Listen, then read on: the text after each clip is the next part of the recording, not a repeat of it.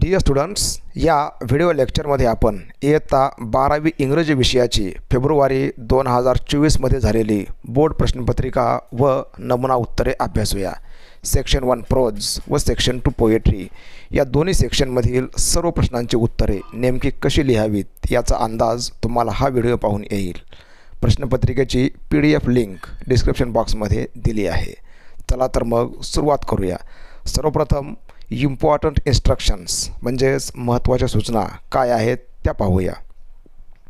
सर्व प्रश्नांची उत्तरे पूर्ण वाक्यात लिहा. प्रश्नपत्रिकेत दिल्याप्रमाणे web diagrams, flow charts, tables इत्यादी उत्तरपत्रिकेत लिहा. रंगीत पेन किंवा रंगीत पेन्सिल यांचा वापर करू नका. काळ्या किंवा निळ्या शाईचा पेन तुम्ही वापरू शकता. एकाच प्रश्नाची 2 किंवा अधिक उत्तरे लिहू नका. शक्यतो प्रश्नांचा क्रम बदलू नका. अशा प्रकारच्या या सूचना प्रत्येक वर्षी बोर्डाच्या प्रश्नपत्रिकेमध्ये असतात. आता पाहूया सेक्शन 1 प्रोज. यामध्ये reading for comprehension, language study, summary आणि माइंड मॅपिंग यावर आधारित एकूण 34 गुणांसाठी प्रश्न विचारलेले आहेत. यातला क्वेश्चन नंबर फर्स्ट ए हा आहे सीन पॅसेज. आपल्या टेक्स्टबुकमध्ये जे एकूण 8 लेसन्स आहेत यापैकी कोणत्याही एका लेसनमधील एक उतारा या ठिकाणी विचारला जातो.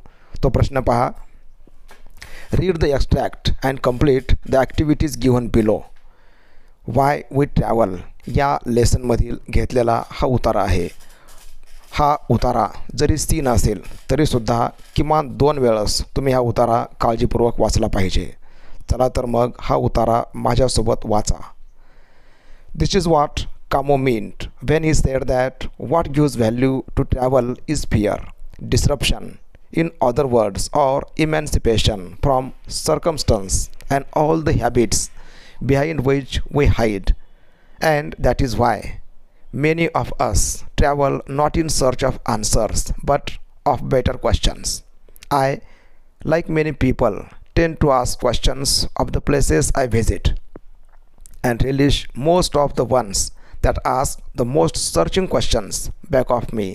The ideal travel book, Christopher Isherwood once said, should be perhaps a little like a crime story in which you are in search of something, and it's the best kind of something, I would add, if it's one that you can never quite find. I remember, in fact, after my first trips to Southeast Asia more than a decade ago, how I would come back to my apartment in New York and lie in my bed, kept up by something more than jet lag, playing back in my memory over and over all that I had experienced and paging wistfully through my photographs and reading and rereading my diaries as if to extract some mystery from them. Anyone witnessing this strange scene would have drawn the right conclusion. I was in love. When we go abroad, is that we are objects of scrutiny as much as the people we scrutinize, and we are being consumed by the cultures we consume as much on the road as when we are at home.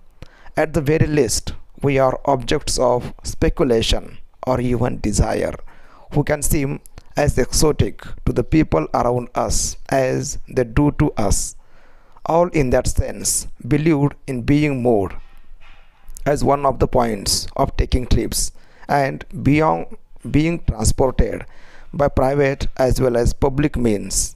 All that ecstasis tells us that our highest moments come when we are not stationary, and that epiphany can follow movement as much as it precipitates it. Now this is the given passage. हा संपूर्ण उतारा 2 वेळेस काळजीपूर्वक वाचल्याच्या नंतर तुम्ही विचारलेल्या प्रश्नाकडं वळलं पाहिजे. या ठिकाणी तुम्हाला एकूण 6 प्रश्न विचारलेले आहेत आणि प्रत्येक प्रश्नासाठी 2 गुण आहेत. पहा पहिला प्रश्न. A1. Read and rewrite the following sentences and state whether they are true or false. दिलेली 4 वाक्य वाचा. ती वाक्य उत्तरपत्रिकेत लिहा व वाक्याच्या समोर ट्रू किंवा फॉल्स असा शब्द आपण लिहिला पाहिजे. A traveller may sink in love with his travel memories. या ठिकाणी answer is true. One gets inspected as he inspects the world around him. This is also true. Quest for something may end in more mystery. हे पण वाक्य true आहे. Staying in comfort at home gives one more happiness than travelling. हे वाक्य आहे false. Match the persons given in column A and options characteristics given in column बी. या ठिकाणी column एमध्ये इथं म्हटलं पहा मॅच द पर्सन्स, काही पर्सन्सची नावं दिलेली आहेत आणि कॉलम बीमध्ये त्यांची वैशिष्ट्ये दिलेली आहेत, त्यांच्या जोड्या लावायच्या आहेत. Narrator in love with his memoirs. Camus. Fear gives value to travel. Isherwood. Ideal travel should be like a crime story. आणि traveller. More happy when on move. अशा प्रकारे आपण याच्या योग्य जोड्या जुळवू शकतो. नंतर पहा give reasons. We are objects of scrutiny because we are consumed by the cultures. We are objects of speculation and even desire. या ठिकाणी विचारलेली A1, A2 आणि A3 या तिन्ही ॲक्टिव्हिटीज उत्तरावर आधारित असतात. तर चौथी ॲक्टिव्हिटी ही आहे पर्सनल रिस्पॉन्स टाईप ॲक्टिव्हिटी. याचं उत्तर तुम्ही मनानं लिहिलं पाहिजे. Travelling is an interesting teacher. Write your views in 3-4 sentences. Travelling is an interesting teacher या थीमवर तुमचं मत आहे ते तुम्ही इथं थोडक्यात सांगितलं पाहिजे. याचं एक नमुना उत्तर पहा. Travelling is an interesting teacher. It broadens our mind. We understand different people, different cultures and different languages by visiting various places. It gives us an opportunity to observe the world. I think traveling is an interesting as well as a real teacher. यानंतर A5 ही activity आहे do as directed. I like to ask questions of the places I visit. Choose the correct tense form of the above sentence from the following options and rewrite. या दिलेल्या वाक्याचा tense कोणता आहे ते ओळखून तुम्हाला सांगायचं आहे. आय लाईक टू आस्क या ठिकाणी तुम्हाला समजलं असेल LIKE हे आहे वर्ब बेस फॉर्म, क्रियापदाचं मूळ रूप, म्हणजेच हा टेन्स आहे simple present tense. I would come back to my apartment in न्यूयॉर्क. Choose the correct option using used to for the given sentence and rewrite. या वाक्यामध्ये used to हे ऑक्झिलरी वर्ब वापरायचं आहे. तर या ठिकाणी आपण सांगू शकतो would आणि used to दोन्हींचा अर्थ एकच असतो. तेव्हा या ठिकाणी वूडच्या ऐवजी ज्या वाक्यात used to वापरलेलं आहे दॅट बिकम्स आन्सर.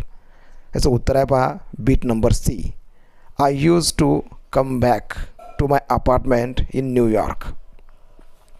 यानंतर पहा A6 activity based on vocabulary. Find out words from the passage which mean.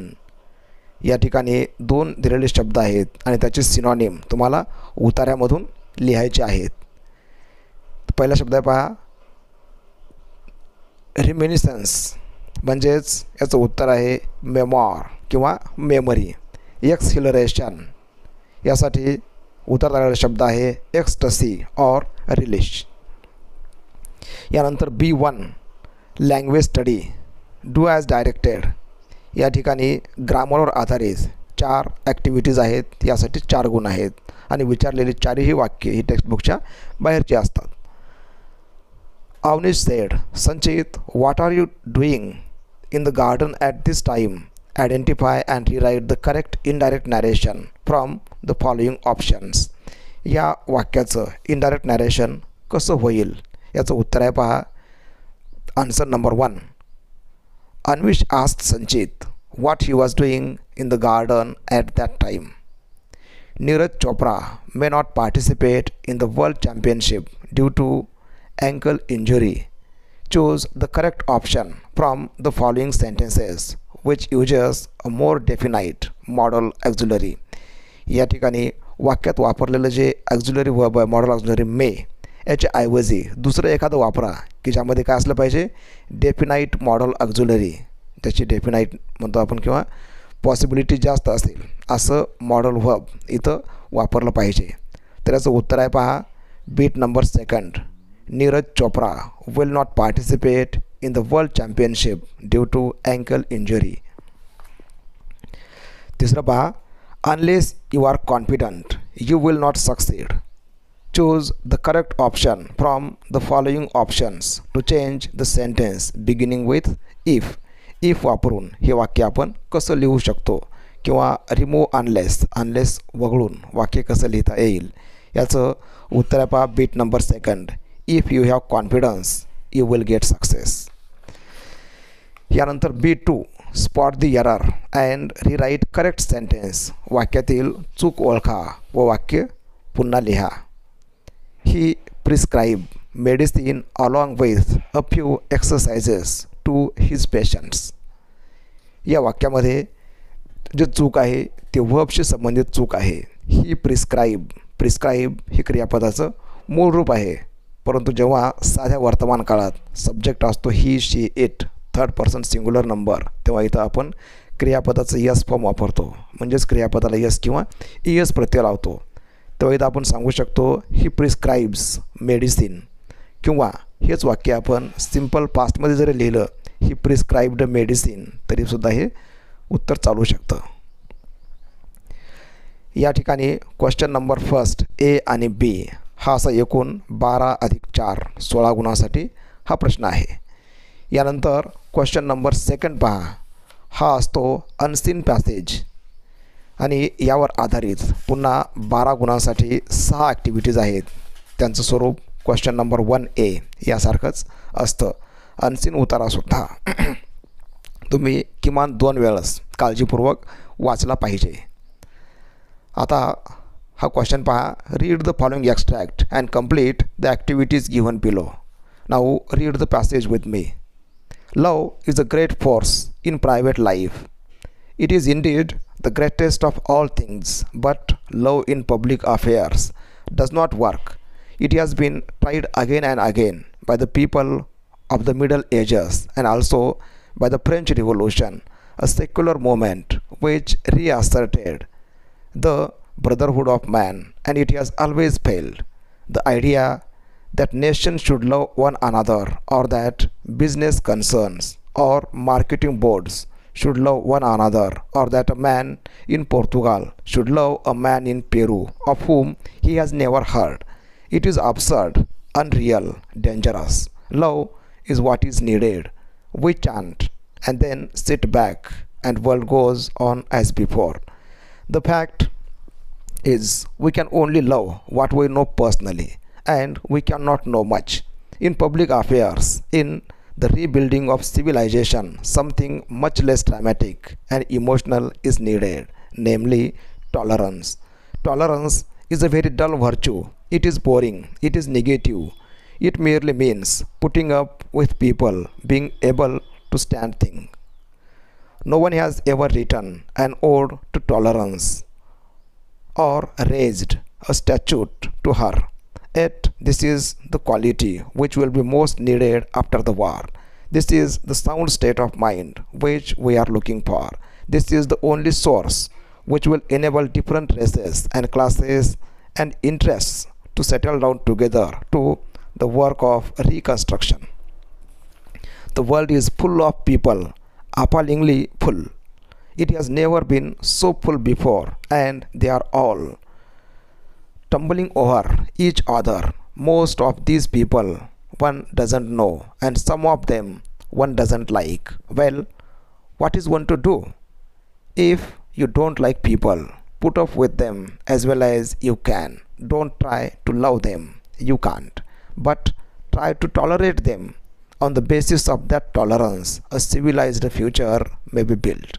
Certainly, I can see no other foundation for the post-war world. Now, this is the passage. हा संपूर्ण उतारा लव and tolerance या 2 थीमवरती आधारित आहे. Tolerance म्हणजे acceptance किंवा सहिष्णुता. अशा प्रकारे लव अँड टॉलरन्स या थीमवर दिलेला हा उतारा आहे आणि जगामध्ये शांतता कशा प्रकारे नांदू शकते यासंबंधी लेखकाचं मत या उतार्यामध्ये आपण समजून घेऊ शकतो. आता यावर आधारित प्रश्न पहा. A1. Choose 2 correct alternatives which define the theme of the extract. या संपूर्ण उतार्याची समरी 2 वाक्यामध्ये आपण सांगू शकतो आणि समरी दाखवणारी 2 सर्वात महत्त्वाची वाक्ये कोणती आहेत. इथं आपण 4पैकी 2 वाक्य निवडायची आहेत. तर बीट नंबर 2 आणि बीट नंबर 3 ही 2 वाक्य आपणास उतार्याचा सारांश सांगतात. हे वाक्य पहा. To rebuild civilization we need tolerance more than love. Patience is the solution in any sort of confrontation. ही 2 वाक्य आपण एक्झाममध्ये लिहिली पाहिजेत. Complete the following table with the help of the extract. Give 1 merit and 1 demerit of love and patience. या ठिकाणी लव याचं एक merit आणि एक डिमेरिट आणि पेशन्स यामध्ये एक मेरिट आणि एक डिमेरिट आपण लिहायचं आहे. याचं उत्तर पहा. लव संबंधी a force in private life this is merit. Ineffective in public matters this is demerit. आता पहा पेशन्सविषयी it helps to rebuild civilization हे आहे मेरिट आणि it is a dull boring and negative virtue this is demerit. Right. How we can build up a civilized society with the help of the extract. या उतार्यावर आधारित तुम्हाला उत्तर सांगायचं आहे की आपण कशा प्रकारे एक सुसंस्कृत समाज निर्माण करू शकतो. तर याचं एक नमुना उत्तर पहा. The extract provides some important suggestions to build up a civilized society. It is very hard to love unknown people, cultures और countries. The author tells us that if we don't like people we try to tolerate them. Love and tolerance, both the virtues, help us to build up a civilized society. यानंतर पहा. A4 हा प्रश्न असतो personal response type. Love and tolerance are the true indicators of a civilized person. Justify. या ठिकाणी लव and tolerance हे एका सुसंस्कृत व्यक्तीचे महत्त्वाचे गुण आहेत. हे वाक्य तुम्हाला स्पष्ट करून सांगायचं आहे. तर याचं एक नमुना उत्तर पहा. Love and tolerance both the virtues help people to maintain peace in society. A civilized person knows how to live in society. It is very difficult to love everybody and everything in the world. A civilized person doesn't hate anything or anybody. He or she learns to tolerate people and their behaviour. Love and tolerance are the 2 sides of a coin. अशा प्रकारचं आपण या प्रश्नाचं उत्तर सांगू शकतो. यानंतर पहा. A5 do as directed. It has been tried again and again. Identify the correct active voice of the above sentence from the given options and rewrite. आता या ठिकाणी दिलेलं वाक्य आहे पॅसिव्ह व्हॉइसमध्ये. हे ॲक्टिव्ह व्हॉइसमध्ये याचं उत्तर काय असेल. तर याचं उत्तर आहे bit number D. They have tried it again and again. It is the sound state of mind which we are looking for. Identify the correct simple sentence from the given options and rewrite. या दिलेलं जे वाक्य आहे it is the sound state of mind which we are looking for. हे जे complex sentence आहे याचं simple सेंटेन्समध्ये रूपांतर कसं होईल. याचं उत्तर आहे पहा bit number B. We are looking for the sound state of mind. यानंतर पहा. Match the following words in column A with their meanings in column B. Column एमध्ये शब्द आहेत, बीमध्ये त्यांची दिलेली मिनिंग आहे. याच्या योग्य जोड्या जुळवायच्या आहेत. सेक्युलर याची मिनिंग आहे पहा bit number C. Not connected with any religion. Absurd याची मिनिंग आहे bit number D. Not at all logical or sensible. यानंतर सिव्हिलाइज्ड याची मिनिंग आहे B. A society which has its own highly developed culture and ways of life. आणि brotherhood म्हणजेच feeling of great friendship and understanding between people. अशा प्रकारे आपण या जोड्या लावू शकतो. यानंतर पुढचा क्वेश्चन आहे पहा. Summarizing. Write a summary of the above extract by using the following points. या ठिकाणी उतारा वाचल्याच्या नंतर याची समरी एक थोडक्यामध्ये एक 4-5 वाक्यात आपण सांगितली पाहिजे आणि यासाठी दिलेले काही पॉईंट्स पण आहेत. या पॉईंट्सच्या आधारे आपण समरी शॉर्टमध्ये लिहू शकतो. Don't forget to give it a title. आणि टायटल देण्यासाठी विसरू नका. सर्वप्रथम टायटल लिहा आणि त्यानंतर एका पॅराग्राफमध्ये तुम्ही सारांश लिहू शकता. याचे एक नमुना उत्तर पहा. Love and tolerance. This is the title.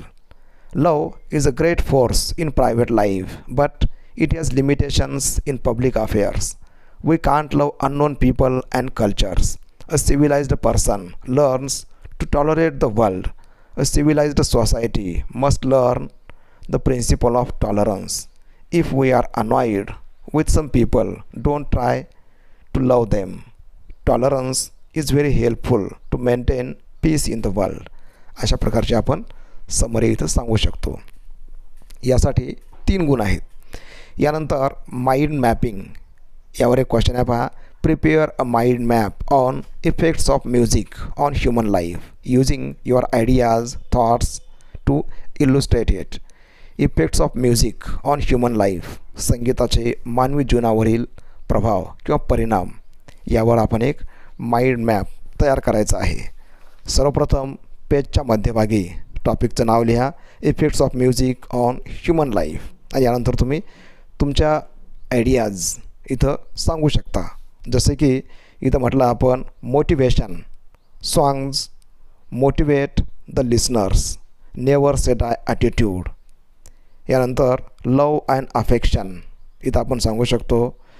या ठिकाणी love for self, love for society, love for nation and love for entire world. Music teachers the philosophy of life. Music makes a man philosopher. Listeners learn ethics. यानंतर message of humanity. Music teaches us brotherhood or different values such as love and truth. नंतर music removes stress. It makes us happy. Creation of happy hormone. Mood becomes fresh. अशा प्रकारचे ideas आपण इथं diagram फॉर्ममध्ये सांगू शकतो.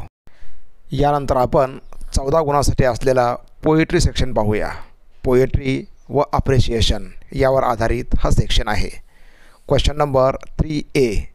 Read the extract and complete the activities given below.